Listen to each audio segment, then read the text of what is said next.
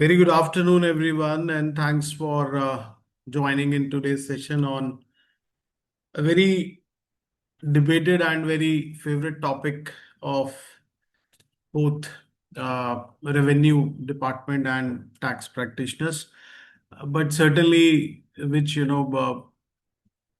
taxpayers do not like. So Section 68 is certainly a deeming provision, and it's a entire series from Section 68. You have 69, 69A, B, C, D, and each section we cover some specific deeming provision. In today's session, I would be discussing Section 68, which is Section 102 of the Income Tax Act 2025. Also, we would be having, I thought we should have a separate, altogether a dedicated session on the penny stocks, which we might be doing in some another session, or maybe the next session after this. So let me share my slides.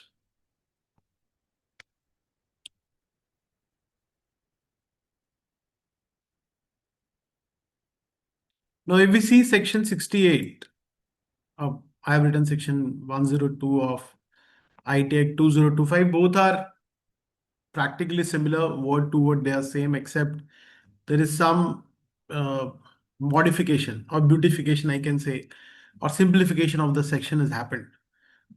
But principally both are same. So what section 102 read as, it says where any sum is found credited in the books of an assessee maintained for any tax year, and the assessee offers no explanation about the nature and source of such credit, or the explanation offered about the nature and source of such credit by assessee is not satisfactory in the opinion of the AO, then sums of credit shall be charged to income tax as income of the assessee of that tax year. And then you have subsection 2, which primarily deals with loan or borrowings. And then you have subsection 3, which deals with share capital, share application, or similar money. And then you have subsection 4, which excludes venture capital fund or venture capital company from the ambit of subsection 2 and subsection 3. So first we'll focus on subsection 1, because subsection 1 is the foundational section, and whatever the principles that we're going to understand in subsection 1, they are equally applicable on subsection 2 and subsection 3. Rather, if we are clear on subsection 1, then subsection 2 and subsection 3 only talks about source of source rule. That's it, nothing else. So more important section is section 1, subsection 1. So let me start with subsection 1.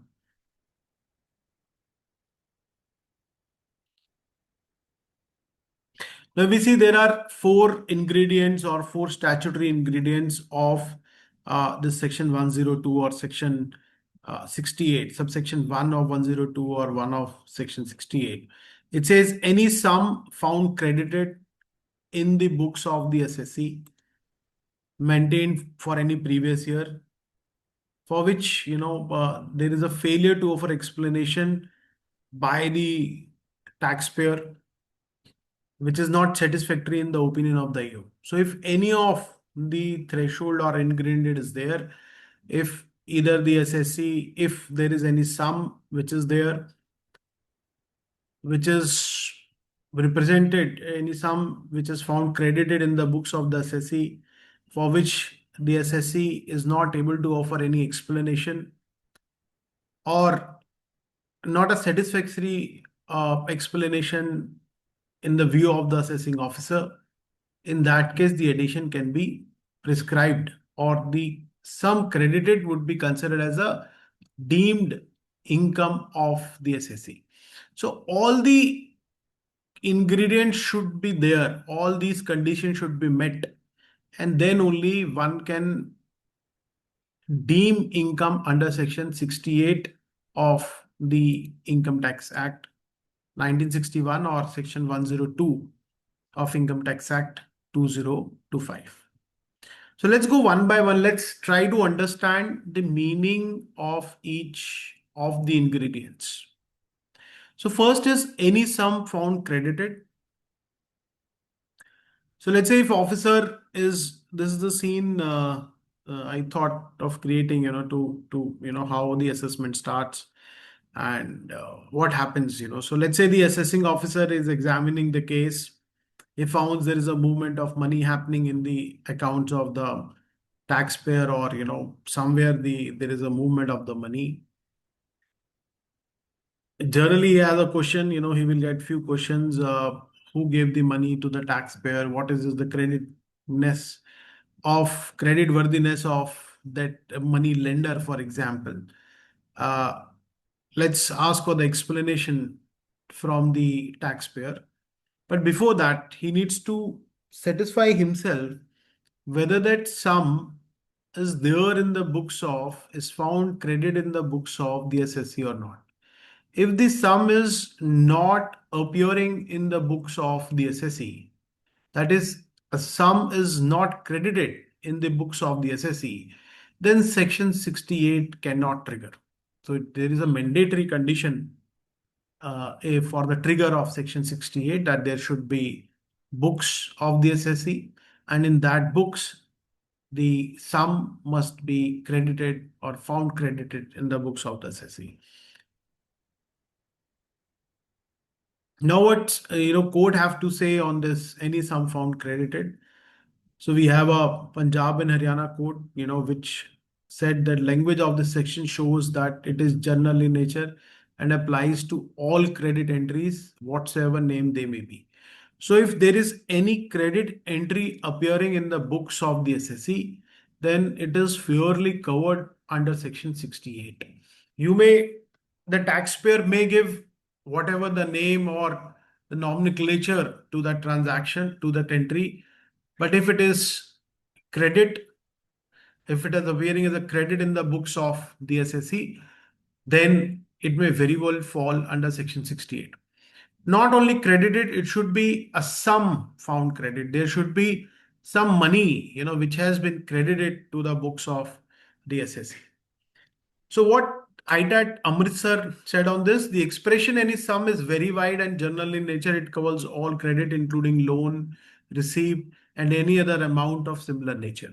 So if you read, this tribunal judgment it very, very clearly says loan, receipts, or any other amount of similar nature.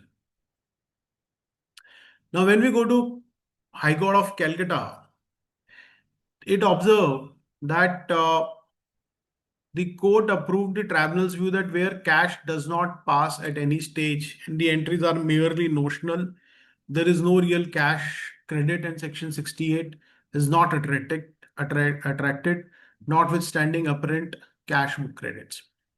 So the purpose of section 68 is that if the SSE has converted its cash through some book entry, and let's say the assessee is having a cash, the taxpayer is having a cash. He gave that cash to some person, and that person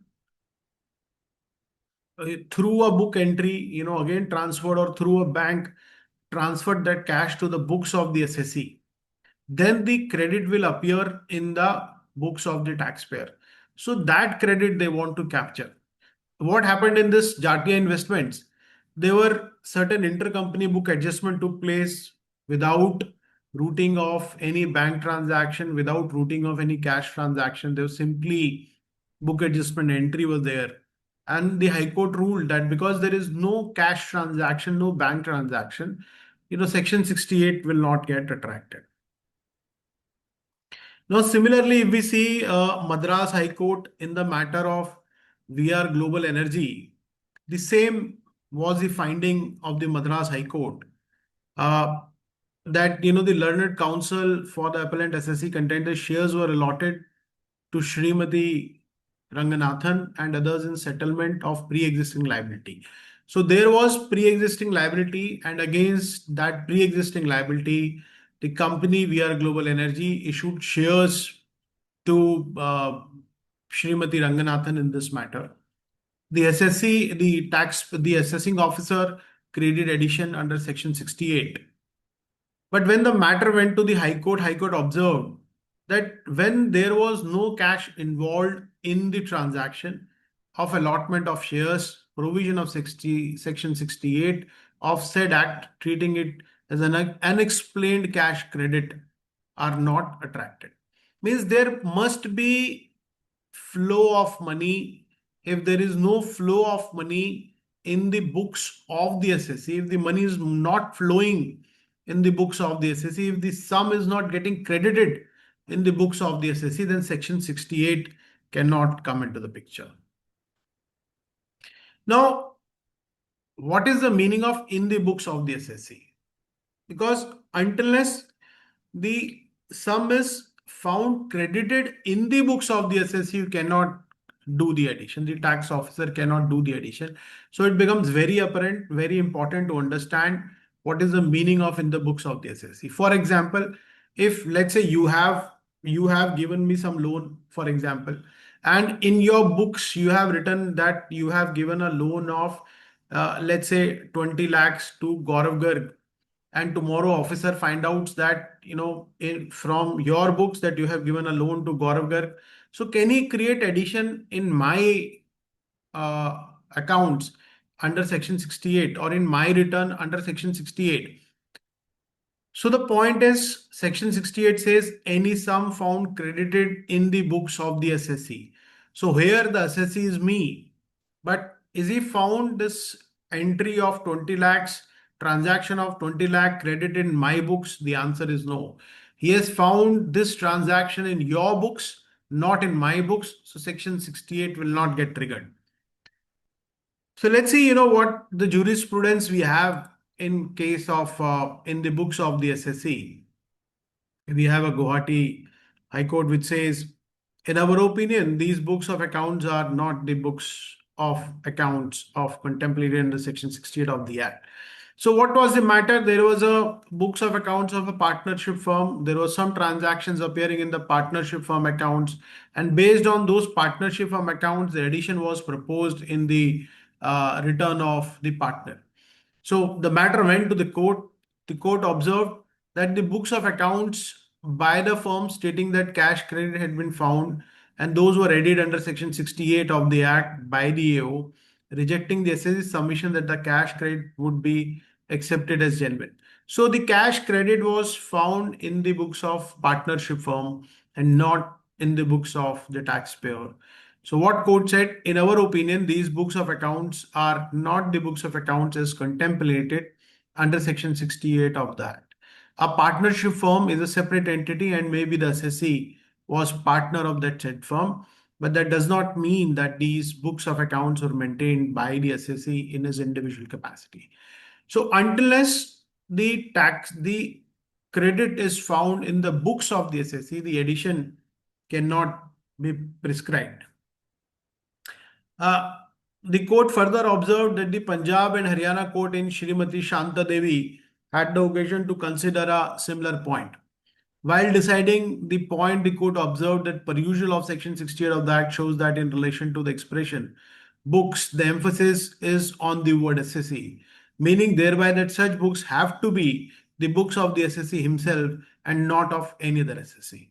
So many a times, when the tax officers carry out a survey or a search and they found some data, some transaction in the books or papers maintained by some another taxpayer, they issue a notice to the SSE that we want to prescribe an addition under section 68. But unless they prove that this transaction is also appearing in the books of the taxpayer, they cannot prescribe an addition. Now, the Delhi Tribunal in the matter of, Delhi High Court in the matter of Om Prakash Sharma also observed the same thing. The SSE was found not to have maintained any books of accounts. Now, as correctly observed by the CIT, so based on the bank passbook, they prescribed an addition. And the court observed that this bank passbook is the passbook of a bank. And this is not the book which has been maintained by the SSE.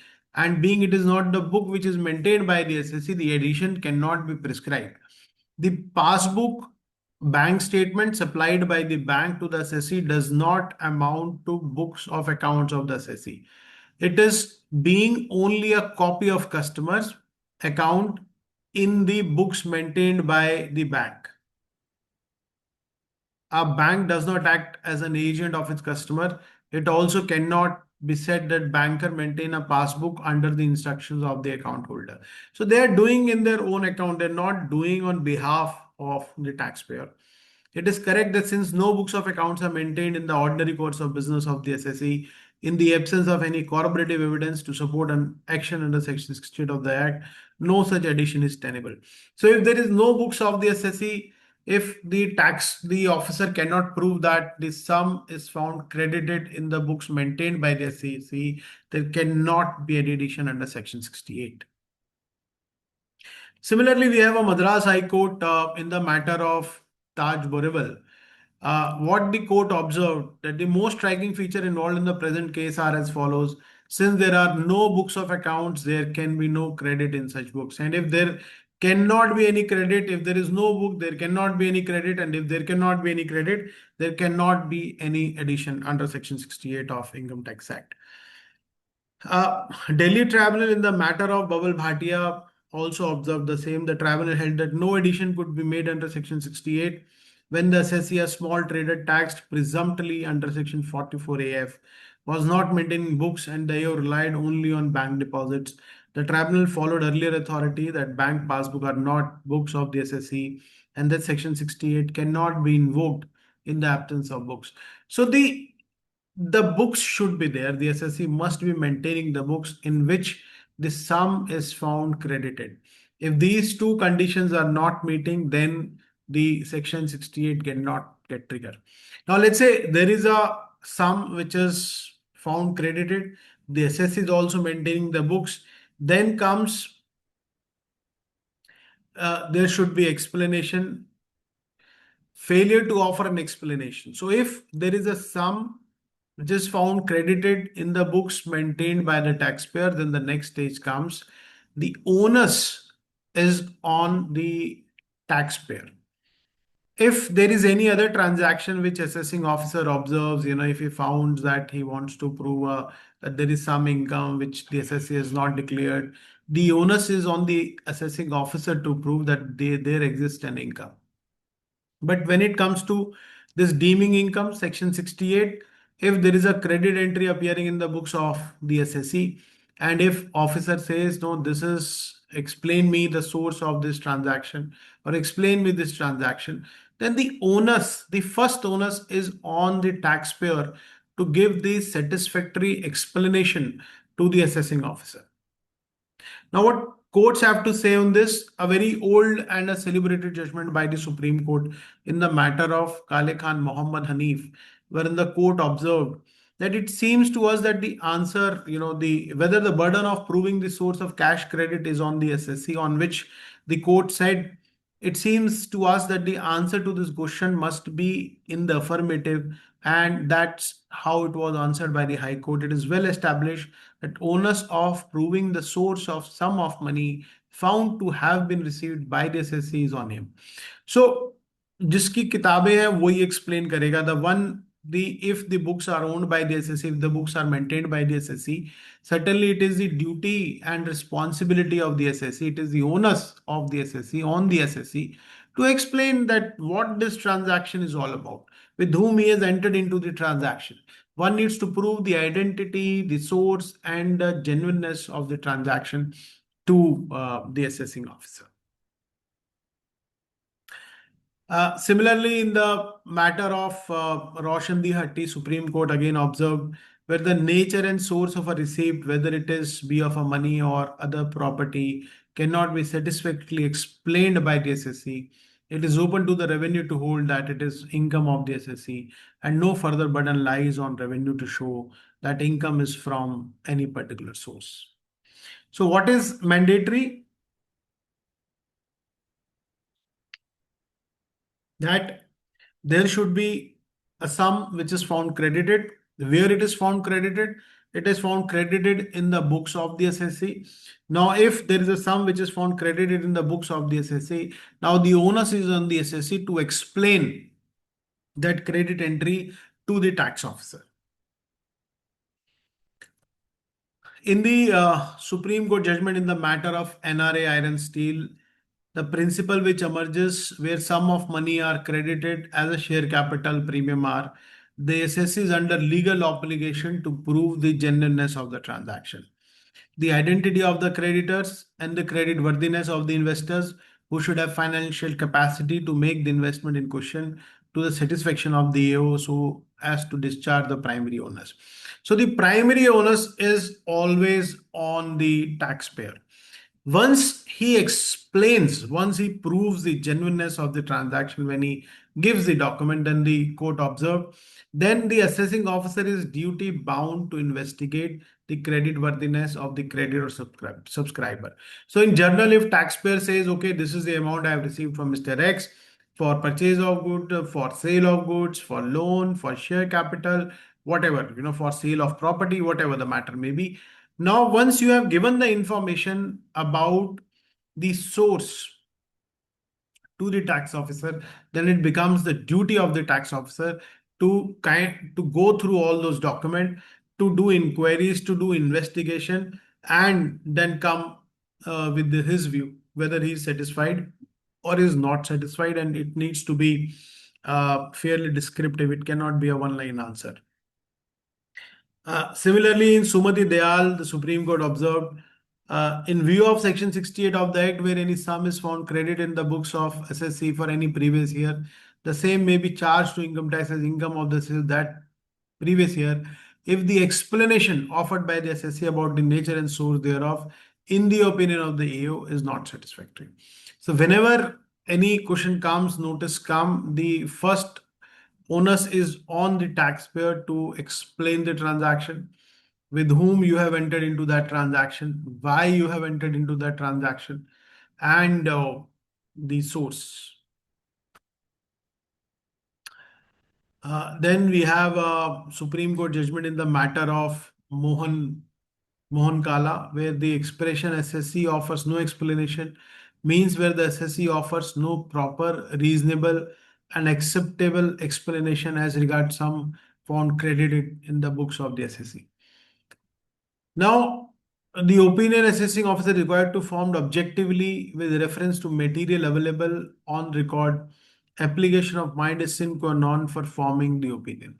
So that's very important. So whatever the document information assessee is submitting to the taxpayer, the assessing is the assessee is submitting to the tax officer. The tax officer, it is mandatory, it is the duty of the taxpayer, tax officer, to go through that document and then come with his view that whether he is satisfied or not. If he's not satisfied, why is not satisfied, and if he's satisfied, then why is satisfied. But if SSC is offering no explanation without and if he offers explanation without any credible documents or evidence, I think then in that case the SSC is on the back foot. Certainly the officer can create an addition. Now, what is the meaning of not satisfactory in the opinion of the AO? Can it be arbitrary? He may say that, no, I don't like your answer. I don't like your face. I don't like your writing style. And hence I would reject your document. Let's see what courts have to say on this. In the matter of Gangeshwari Metal, the Apex Court observed that, as can be seen from the above extract, two types of cases have been indicated. One in which the assessing officer carries out the exercise which is required in law, and the other in which AO is back with folded hands till the SSC exhausts all the evidence or material in his possession and then comes forward to merely reject same on the presumptions. The present case falls in the later category, that in this case, the officer did any investigation. Certainly, there was the clear lack of inquiry on the part of the assessing officer. Once the SSC has furnished all material which we have already referred to in such, and eventually no addition can be made under Section 68. So now when, let's say, you are receiving an order under Section 68, wherein you have already submitted the information, but the AO has not done any investigation, AO has not applied the independent mind, then certainly going by this judgment, the case will come in your favor. The case will come in the favor of the assessing officer. So it is the AO who is duty bound to go through the explanation, go through the documents submitted by the taxpayer. Similarly, in the matter of iron and steel, Supreme Court observed the AO must conduct an inquiry and call for more details before invoking Section 68. So, before prescribing any addition under Section 68, once the assessee has given explanation, has given documents in support of the transactions, the AO is duty bound to conduct an inquiry. He cannot reject just because he wished to reject the details. Similarly, nucleus steel, the Delhi High Court observed it is settled law that credit in books of accounts may be taxed under Section 68 of the Act if the AO, on the basis of evidence and material on record, can reasonably infer that assessee explanation regarding the transaction reflected as credited in his book is subterfuge and the transaction as disclosed is not genuine. But in case he says the transaction is not actual transaction is first, then what he need to do, it is based on the evidence and material. It cannot be his assumption, it cannot be his thought. It needs to be based on some evidence and material in the possession of the EAO, based on which he can say, okay, this transaction is not genuine, I will not going to agree with your document, but it needs to be based on certain evidence and material. Further, the court observed that it is also necessary to observe that AO is not required to examine any commercial expediency of the transaction. The AO cannot tell the taxpayer how to do the business. He cannot tell whether you should have entered into this transaction or you should have not entered into this transaction, whether this transaction is beneficial to you or this transaction is not beneficial to you. The important is the assessing officer is required to carry out genuineness of the transaction, whether the transaction is genuine or whether the transaction is not genuine. Now, after this, we have subsection 2 and subsection 3, which I was discussing with you earlier, that these subsection 2 and subsection 3 are specific to loan, borrowings, or share application. I think the important part in subsection 2 and subsection 3 are that now the SSC is required to explain source of a source. Source of a source. Yes. Subsection 2 says for the purpose of subsection 1, where the sums of credit consist of loan or borrowing or any such amount by whatever name called, the explanation offered by such SSC shall be deemed to be not satisfactory unless the person in whose name such credit is recorded in the books of such SSC also offers an explanation about the nature and source of such sums so credited. And such explanation, in the opinion of the EO, has been found to be satisfactory. Similarly, you have the similar law or provision in case of share application. The person being resident in whose name such credit is recorded in the books of such company also offer an explanation about the nature and source of such sums so credited, and such explanation in the opinion of AO has been found to be satisfactory. So if there is a credit entry with regard to loan or borrowing in the books of the SSE or with regard to the share capital, share premium application or similar stuff in the books of the SSE, then the taxpayer is required to give the information also regarding the source of a source. Means if the lender has given us the loan, then we must tell from where the lender is able to get this money. Similarly, if anyone has invested the money in our company, what is the source of his income? That also one needs to explain. Now, there are few case laws we will cover, and I have used AI to build up these infographics. So, the first case is of Madras High Court in the matter of CB Ravi. These are the facts. The SSC claimed to have taken a loan of 3.05 crores.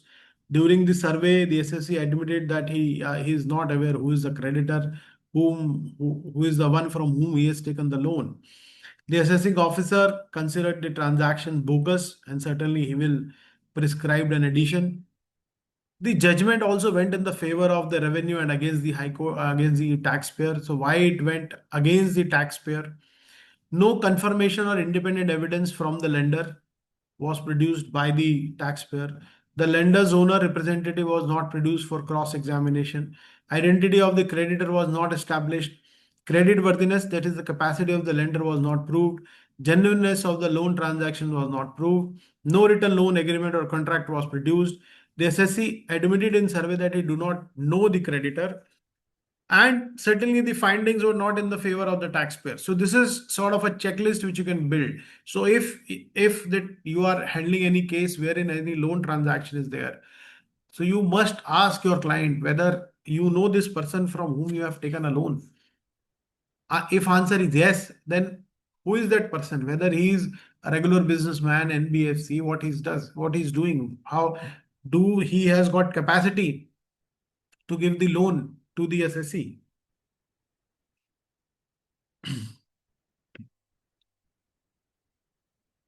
Certainly, the court, as discussed earlier, the Honorable Madras High Court, because it was all fudged, they ruled in favor of the revenue.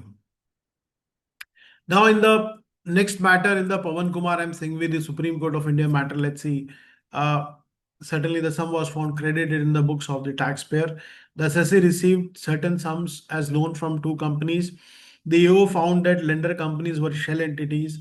The bank statement of the lender companies revealed high volume of transactions during the day and consistently minimal balance at the end of the working day.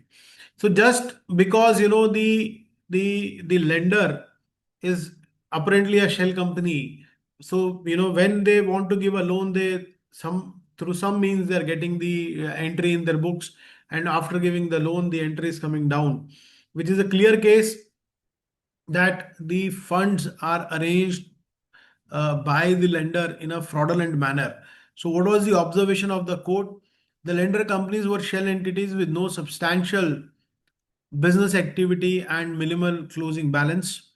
Bank statement showed high credit and almost similar debits on the same day, leaving only nominal balance at the end of the day. On the date of assessee received loans, there were credit entries of almost similar amounts in the lender company's accounts, and the balance thereafter was very nil. This indicated the money was only passed on. So we call them entry वाली कंपनियां जो entry देती हैं, and if you have if the taxpayer is having a transaction from this entry वाली company, then certainly the Supreme Court ruling is not in the favor of the taxpayer. The SSC failed to produce the lender for verification or cross examination. Considering the bank statement and failure of the SSC to produce the lender, the tribunal rightly held that alleged loan transactions were not genuine. This was the observation of the court. Now let's go to the next judgment. Uh, Calcutta High Court in the matter of Methane International. In this case, the discussion was on the creditworthiness. There is a threefold test under Section 68 which needs to be observed by the taxpayer, that he must prove the identity of the creditor, and does the creditor have the financial capacity?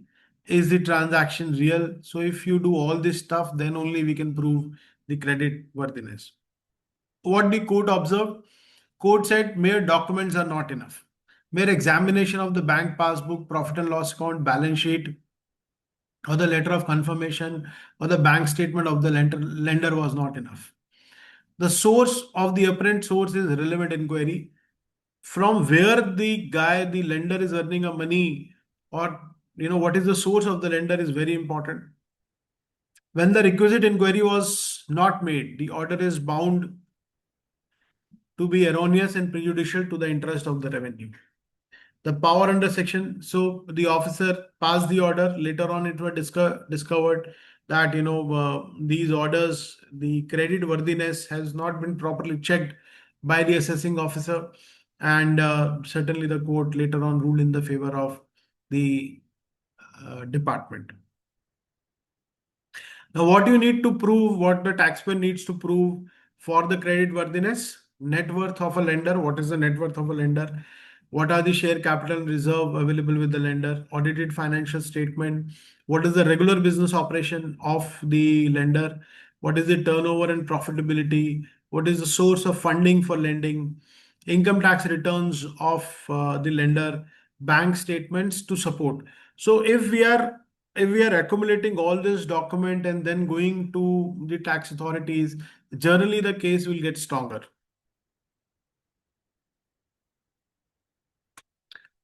Now, this is in the matter of share application. In the case of share application money, High Court of Calcutta, in the matter of Best BST Infratech Limited. Let's see the facts. The SSE filed its return for AY 1213. The SSE issued shares at premium to five companies. The officer held that SSE entered into share transaction to introduce unaccounted money. He prescribed an addition under Section 68 and cash credit. Now, let's see what court has to say on this. What court observed that mere fact that transactions were through banking channel or that investors company were income tax SSE or registered with the ROC is not sufficient to discharge the owners under Section 68. So very important, sometimes we say, okay, the companies ROC company is registered, they are filing regular return. So does it mean that the one who is filing regular return or the one who is registered with the registrar of a company qualifies to be a genuine company under Section 68? So under Section 68, we need to see the credit worthiness, the genuinity of the payer of the lender. So these two documents, that is the company is registered with the ROC and the company is filing ITR, can only tell you the identity of the taxpayer. The SSE failed to establish the capacity, that is the credit worthiness of the investor companies to advance money for purchase of share at a high premium. The flow of funds in the bank account of the investors company showed a pattern of immediate receipt from various parties and immediate transfer to the SSE, leaving insignificant balances. This indicated accommodation entries. So wherever these accommodation entries are there, or the cases of accommodation entries are there, generally the courts have ruled against the taxpayer. Now, another matter from the Calcutta High Court in the matter of Balgopal Merchants. The facts are the SSE was a newly incorporated company and it was in the first year of its operation. The SSE filed return of income nil. The SSE raised a share capital of 11.7 lakh and security premium of 3.54 crores.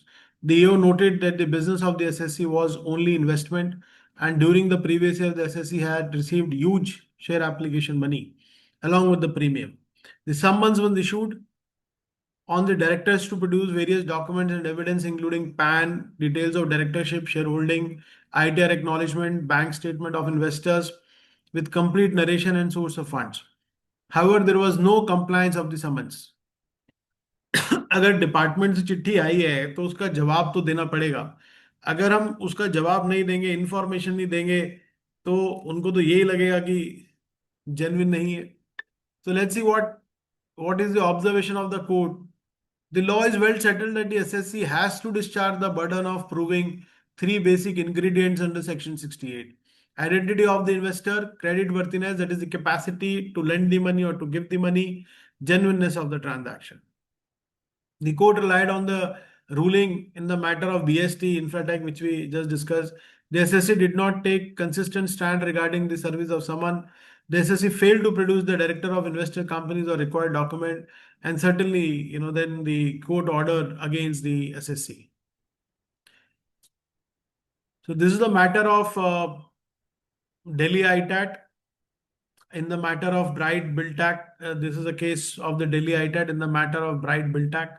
Let's see the facts. Pursuant to a search and seizure operation, the ACE and Gurla Group documents relating to the SSC were seized and reassessment proceedings were initiated under Section 148. During reassessment, the SSC furnished confirmation ITR bank statement in support of the unsecured loan. The AO treated certain unsecured loan transaction as non-genuine and created an addition under Section 68. The arguments of the AO considered unsecured transaction to be non-genuine. The addition under Section 68 were made on the allegation that SSC failed to satisfactorily establish the genuineness and creditworthiness of the lenders. They also challenged the interest paid on unsecured loan received from certain lenders by treating underlying transaction as accommodation entries. Before the tribunal, the revenue additionally contended CIT has admitted additional evidence in violation of Rule 46. CIT actually ordered in favor of taxpayer. So what is the finding of the taxpayer of the CIT? In respect of Dhankalash, which gave a 8 crore loan, the lender was substantial shareholder, funds and investment. Similar transaction has already been accepted in a group concern. No fresh loan was received during the relevant year. Only a journal entry was passed. So in the year in which they want to do the addition, the officer want to do the addition, there is no credit entry. So the basic requirement of section 68 is that any sum found credited in the books of the SSE or books maintained by the SSE for that year. So now if the credit entry pertains to some previous year and only journal entry is there in the current year, then certainly the matter seems to be in the favor of the taxpayer. Also, very well, if you see, it has been mentioned that similar transaction has been already accepted in a group concern. So in one of the group company, it has been accepted that the transaction with the Dhan Kalash is a genuine transaction. Now, if we go to Sundaram Consultant, no fresh loan or credit was received during the year. The entry merely reflected transfer of an existing credit balance from earlier transaction. Repayment were duly recorded in the books.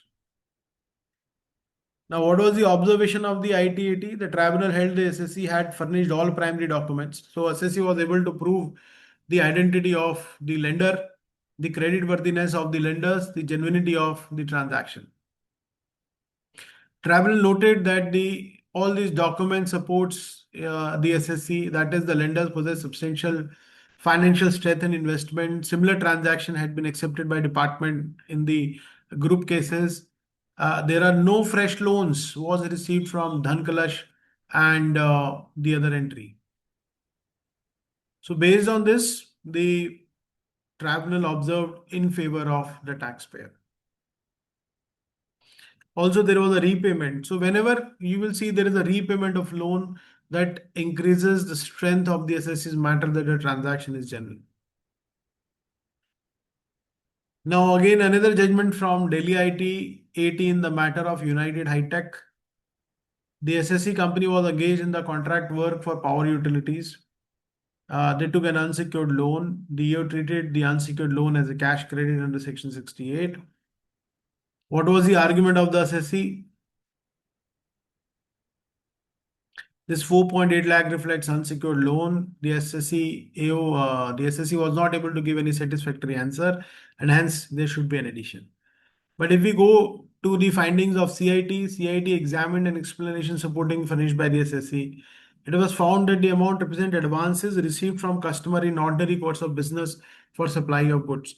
So though the credit entry was appearing, it was appearing as advance for supply of goods for which the goods must have been supplied in the later year. What was the observation of the ITAT? The tribunal observed CIT had correctly appreciated the factual position that the amounts were customer advances and not a loan transaction. The advance were received in a normal course of business against the supply of goods. The revenue failed to controvert the factual findings recorded by the CIT. So it becomes very important for the taxpayer to bring the facts on record. But if you see these kind of judgments, one can simply say that assessing officer may follow or may not follow the principles of the law, that he may prescribe addition. But if the facts are well documented, I think then certainly at the higher level, at the commissioner level or at the tribunal level, the taxpayer are bound to get relief.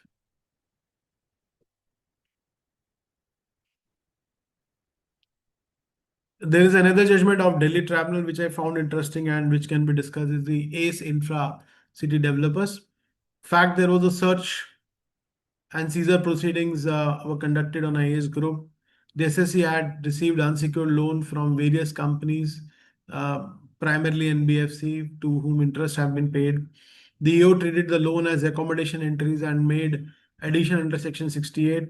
The SSE furnished confirmation PAN, ITR, audited financial statement, bank statement, and ledger account. Most lender companies were registered NBFCs, some were BSE listed entities. The loan were received and repaid through the banking channel. The loan were received and repaid. So once you have repaid the loan, there is no cash credit technically. So because if you have taken a cash credit, the entry is coming in your books, but when you are reversing, the money is moving out.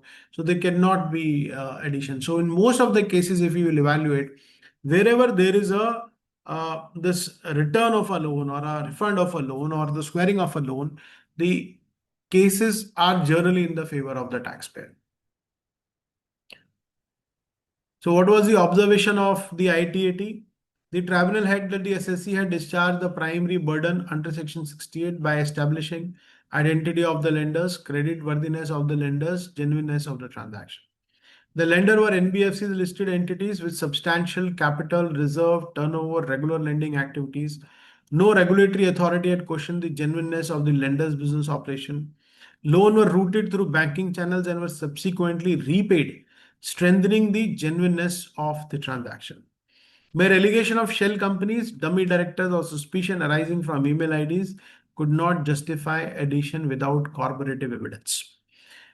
No incriminating material or evidence of cash movement, accommodation entry was found during the search.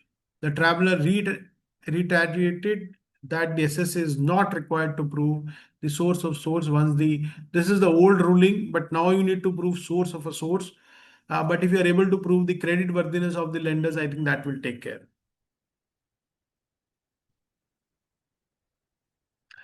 So this was my take on the Section 68. I think I'm done with Section 68. The basic fundamental of Section 68 we are able to cover today. If you have any question on Section 68, what we have discussed, I would be happy to share my view. And I'm sure there are a lot of senior members. If you have some view on Section 68, please feel free to give the inputs. Gaurav ji good evening. Good evening sir, Atul sir. कैसे हैं? All well sir. अच्छा, मेरा एक ये take है कि if the cess is not maintaining books then no addition on section 68 can be made. Yes sir, this is what we discussed in the beginning, correct? Yeah, so that means if an assessee is filing return under section 44 AD or ADA Under presumptive, yes, as a yes. presumptive, so that means there can be no addition. Yeah. There is a judgment also that if the SSA is under presumptive taxation, then there cannot be an addition. Right. But there have been certain cases where the courts have taken a contrary view. That if the AO has information, then the assessee is bound to explain. Because that is what my argument was, which I later on in the tribunal I could succeed, that when there are no books, there can be no credit. Correct. Because a Not third under party 68. credit cannot be imposed on me. So not under 68. Hmm. I think there are certain cases wherein the addition have been made. But for the purpose of 68, there must be the books of the assessee. Of course, we are talking only 68. Yeah. हालांकि उसने करना किसी और section में था, गलती से 68 लिख दिया ऑर्डर में, तो बॉडी में कुछ और लिखा हुआ था, बट एडिशन 68 में हुई, तो वी टुक दैट प्ली। क्योंकि उसने क्या डिस्कस किया, अल्टीमेट एडिशन तो उसमें की ना। हाँ जी, तो 68 में नहीं कर सकते सर। हाँ जी, हाँ। आगे किसी भी सेक्शन में करे, वी आर अभी तो 68 के फंडामेंटल्स वी आर डिस्कसिंग, तो 68 में नहीं होगी। जी जी जी। Then we have a question of Saroj Mishra ji. We have confirmation. Saroj ji, confirmation आपने जो लेंडर से सबमिट किया, इट ओनली प्रूव्स कि लेंडर ने आपको लोन दे रखा है, बट जो उसका क्रेडिट वर्दीनेस है कि उसका सोर्स ऑफ फंड क्या है, वो तो अभी भी आई थिंक आपको इसके अलावा भी प्रूव करना पड़ेगा कि from where the lender is able to generate money. तो वो आई थिंक एक आप पेंडिंग पॉइंट है, वो आप सबमिट करें, सोर्स उसका एक्सप्लेन करें लेंडर का, उसकी रिटर्न्स, उसकी आइडेंटिटी प्रूव करें, and I think then the case should go in your favour. AO level पे जाएगा नहीं जाएगा वो कहना मुश्किल है, but yes, certainly at the CIT level you can always say that these are all documents we submitted, we explained the source of a source, and then also the officer is prescribing addition. Sir उन्होंने एओ ने तो order कर दिया है, अब IT appeal में हमने appeal भी डाला है, तो वहाँ पे हम आईटी और पैन और बैंक स्टेटमेंट लगा दें तो चलेगा सर? सर उसका सोर्स एक्सप्लेन करिए। आईटीआर बैंक स्टेटमेंट जो है वो, आईटीआर तो उसका वो बता रही है कि उसकी आइडेंटिटी है, वो रिटर्न फाइल कर रहा है, उसका सोर्स बैंक जो है वो कैश फ्लो बता रहा है, बट उसका बिजनेस एक्सप्लेन करना पड़ेगा आपको कि उसका फंड फ्लो किस तरीके से मूव कर रहा है, वो जो बैंक में ट्रांजैक्शंस आ रही हैं वो रेगुलर हैं या एक बार वन टाइम के लिए आई और आपके पास आ गई? जिसने हमारे क्लाइंट को पैसा दिया है सर, उन्होंने 4480 में आईटीआर फाइल किए थे, उनका बुक्स ऑफ अकाउंट नहीं था। कोई दिक्कत नहीं सर, 44 AD में करी थी मतलब उसकी दुकान होगी, कोई शॉप होगी, कुछ तो काम कर रहा होगा वो, हाँ मतलब, हाँ बिजनेस है सर। है ना? और उसकी बैंक फ्लो की और ट्रांजैक्शन, एक सैलरी इनकम भी था सर उसके पास ना, सैलरी इनकम भी आ रही थी, सैलरी 5 लाख मंथली इनकम था उनका। अगर सैलरी उसकी 5 लाख रेगुलर आ रही है, I am not sure on the loan amount, but 5 lakh आ रही है, अगर उसके हिसाब से वो आपको मान लीजिए अपनी सेविंग्स में से 20-25 लाख का लोन देता तो केस हो जाएगा। हाँ, और लोन भी जाओ 20-25 से नीचे ही है सर, जो हमें लोन दिया गया हमारे क्लाइंट को 20-25 से भी नीचे दिया है। सर मुझे लगता है अगर सैलरी 5 लाख है और मंथली सेविंग बैंक की उसकी सेविंग्स में रिफ्लेक्ट हो रही है, और ये आप एक्सप्लेन कर देते हो, मतलब थोड़ा एक्सप्लेन करके उसकी सैलरी की डिटेल वगैरह, कहाँ काम कर रहा है, क्या कर रहा है, तो I think the case should go in your favour. तो उसकी क्रेडिट नेट, उसकी क्रेडिट वर्दिनेस प्रूव हो जाएगी ना सर जी? अच्छा सर, तो उसमें से अपील में जब हेयरिंग आएगी उसमें हमें देना चाहिए, राइट? हाँ उसमें दे दीजिए, ठीक है। वरना आप सबमिशन में कर सकते थे, मतलब हम तो क्या करते हैं, जब हम सीआईटी अपील की सबमिशन अपलोड करते हैं स्टेटमेंट ऑफ फैक्ट के साथ, उसके साथ सबमिशन भी अपलोड कर देते हैं, एक्सप्लेन कर देते हैं, बट कोई नहीं, जब आपके दोबारा विंडो ओपन होगी तब आप लगा दीजिएगा। तो विंडो ओपन हो गया तो उसमें हम आप डाल सकते हैं डॉक्यूमेंट वगैरह? हाँ जी डालिए ना, क्या दिक्कत है? Okay sir, thank you. Any और अदर? गौरव जी, इनके केस में एक चीज देखनी पड़ेगी कि जो हम्म। बैंक के अंदर एक्यूमुलेशन है उसका सोर्स क्या है। Just because a person has a salary will not make him credit वर्दी। ट्रू तो बट बैंक में एक्यूमुलेट होना चाहिए ना फंड। वो मैंने सर, हाँ बिल्कुल आप सही कह रहे हैं, मैंने कहा कि बैंक में अगर सेविंग रिफ्लेक्ट हो रही है कि उन्होंने अपनी सेविंग से दिया है, मान लीजिए मेरे 5 लाख क्रेडिट हो रहा है हर महीने और मैंने दिया 10 लाख है या 12 लाख दिया है, तो वो मेरी सेविंग से रिफ्लेक्ट होना चाहिए कि हाँ ये मेरे इतना सेविंग में बैंक अकाउंट में रिफ्लेक्ट हो रहा है और हाँ, उससे मैंने अपने आउट ऑफ सेविंग्स वो फंड दिया है। This is what he has to understand कि एक्यूमुलेशन जो है उसका हाँ जी, सोर्स आपके पास होना चाहिए at the time of giving of the loan. Lending, correct correct correct. Any other question sir? Gaurav ji, very well explained आपने एक एक इशू को। और अच्छा कि आपने एक ही सेक्शन लिया, वरना खिचड़ी पक जाती है, सुनने वालों के दिल दिमाग में भी कंफ्यूजन रह जाता है। Thank you sir, thank you sir for your inputs. Next time we will take other sections, और बट उससे पहले एक पेनी स्टॉक का है मेरा मन, so maybe in the next session we will discuss more about penny stock, because when you see the penny stocks the judgments are on both the side. Sometimes judgments are in favor of the taxpayer and there are judgments against the taxpayer. So we're going to discuss what are the possible circumstances जहाँ पे judgment taxpayer के favor में जाती है, and what are the circumstances which can lead to judgment against the taxpayer. It is going to be very useful for all of us. Thank you, sir. So next session उसी पे करेंगे. We will announce shortly when we're going to do that. Thanks to all of you for joining in today's session. We will be shortly uploading this video on our YouTube. So if anyone of you has missed, you can watch on our YouTube. Thank you. Thank you Gaurav ji, thank you very Thank much you, for sir. The great Thank you. Deliberation. Thank you, sir.